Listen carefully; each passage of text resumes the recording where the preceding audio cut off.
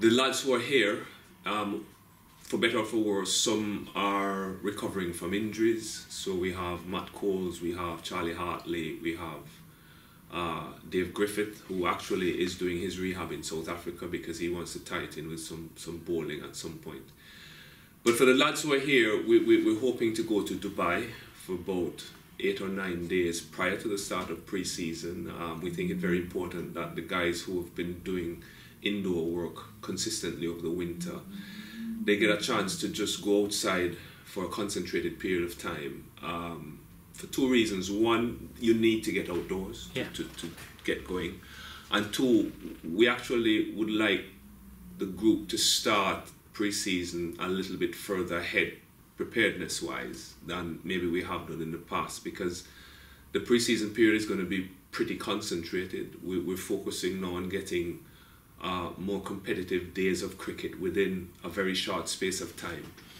When we reviewed last season and a couple of seasons before, we felt that there was potentially a lack of competitive games in this period, and we're really trying to make sure that we start the season a lot better than we have done in the last 2 or 3 years, and it is in view of that. And looking on the way we've structured pre-season before, and we just thought that this year we're going to try and get more competitive days of cricket in that period leading up. And if that is so, then the guys who have been here in the winter, we feel could do with getting outdoors and playing some cricket before that period starts, as opposed to attempting to hit the ground running and maybe physically doing damage because, you know, they just weren't quite ready for that level of intensity. I suppose that's a balance to strike with the guys. Obviously it's a very long season, and just not overcooking them. No, definitely. But for the lads who've been here, and we're taking, if not Nimo, Dan George, a physiotherapist, would be going out, and part of his remit, along with the S&C trainer, is to ensure that that balance is kept.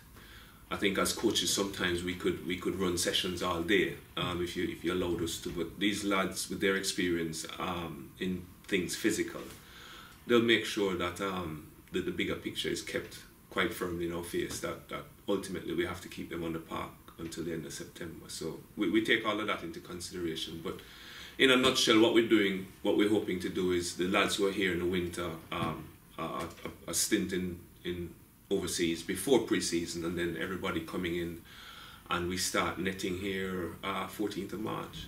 Lovely. And there's quite a few players playing abroad. You've had Mitch Claydon playing in the New Zealand T20 tournament, Darren Stevens in Bangladesh, a lot of lads out playing grade cricket, club cricket in Australia and South Africa.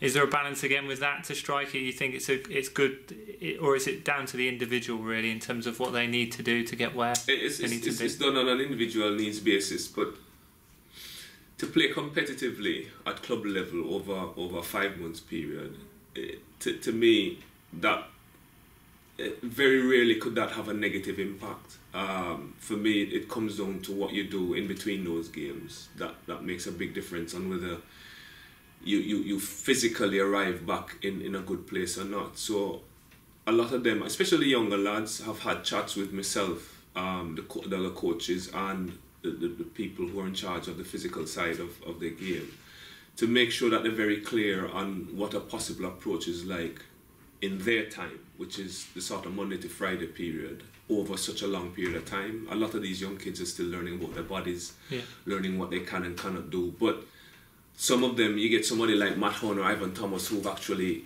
gone into the winter now with first-class experience, and they're starting to get a feel for the demands of first-class cricket.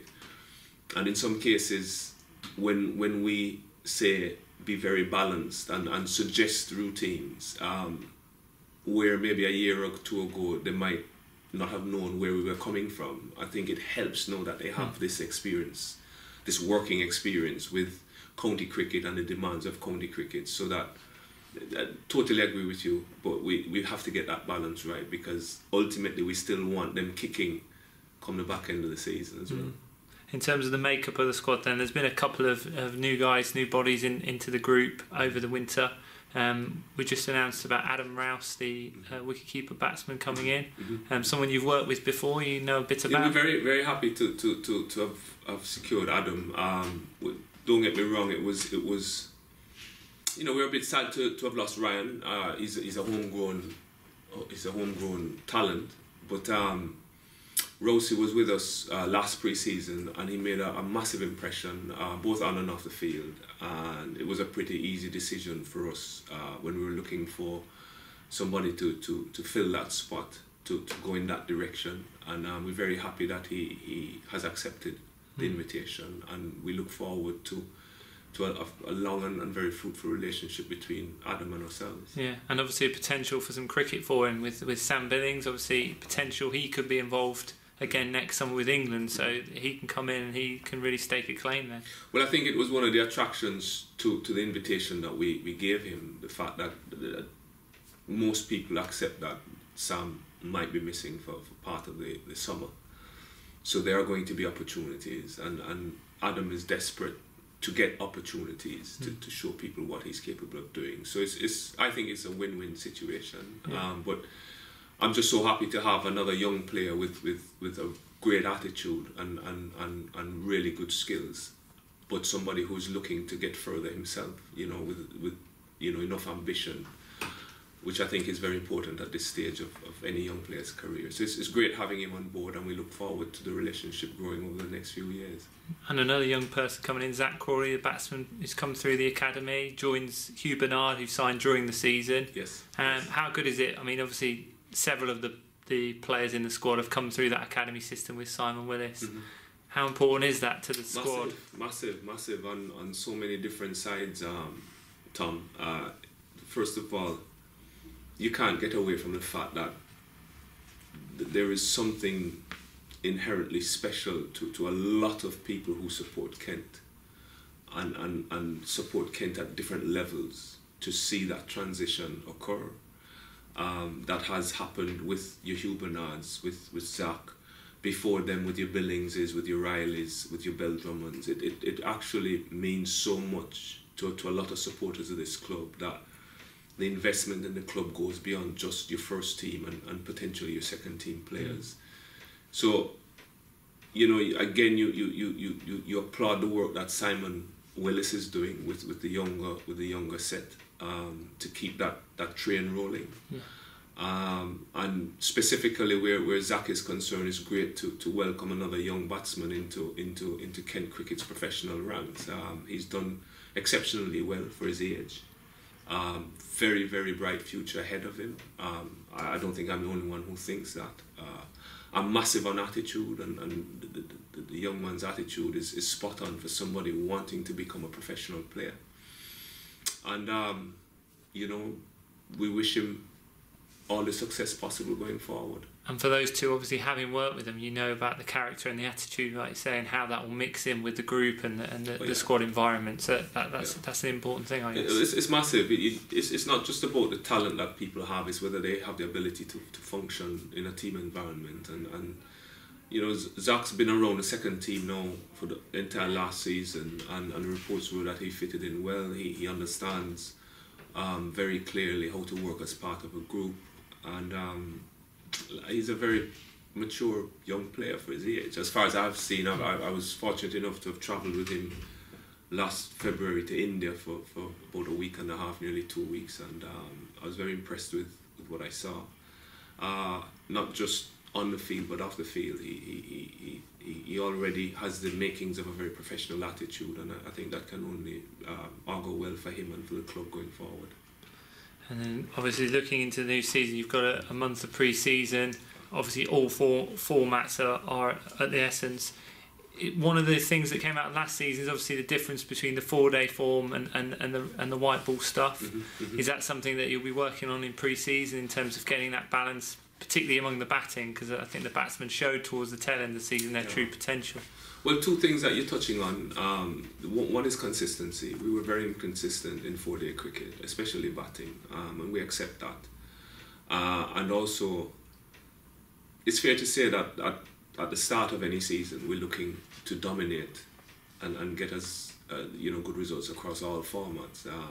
you accept that maybe by midway through you start to get a feel for where you have the best chance of continued success for the rest of the season. But we definitely believe that we underperformed in 4-day cricket, and as a general rule of thumb, we would want to go into this season to get stronger in our strong areas. You know, so can we push white ball cricket further? And also we'd like to strengthen areas where we were weak last year, and we were definitely weak in our 4-day cricket, and so that will be the starting point, and hopefully, you know, we can get, you know, the returns, and it's not such as much a ball or batter thing. It's just to get our 4-day cricket on par with where we think it should be, given the immense talent that we have within the squad. And hopefully what we're doing in pre-season, the attitude, the mindsets, and also what we have planned in terms of the cricket itself will all blend in nicely to ensure that that does happen. Sam Billings has extended his contract with Kent. He's been away with the England Lions with Daniel Bell-Drummond at the moment in Dubai, and hopefully on the plane to Bangladesh with England, fingers crossed.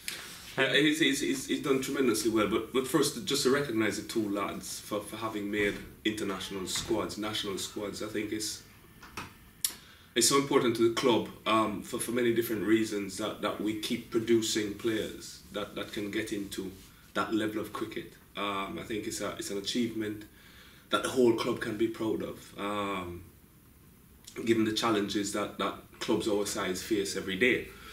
And then credit to the two young men for doing what they had to do to ensure selection into those squads, and for what they've done since. And I'm sure both of them will keep going onwards and upwards. Obviously, there's going to be a vested interest in the international tournament in February when the T20 World Cup starts. We'd all love for Sam to be in that squad. He's given us a little taste of what he can do when he puts on that England jersey. And I think we're all hungry and desperate to see more of that from him if he's given the opportunity. So I'm going to be one of many, I think, who will be keeping fingers and toes crossed that he is on that plane to Bangladesh, and if he does get out there, that he gets an opportunity to show everyone what he can do. And you say it must inspire other members of the squad. You're talking about some of those young bowlers who have just come in and made their breakthrough into the first team environment. We saw Matt Hunt with the MCC in South Africa. Again, it's just a lift for the whole dressing room. Every little bit helps, and you're totally right, Tom, but this is where your international players play such a big role. The fact that they're telling the rest of the lads it's possible. You know, you can come from Kent, play for Kent from your junior and still be good enough to represent England, all other things being equal. I think that's a massive statement, and just generally to have your international players in an environment with the rest of the players, it just lifts everything. So it's a massive fillip for the club to have Sam involved in the national squad, Sam and Deebs, and we wish them all the best for the remainder of whatever winter cricket they have with their various national teams.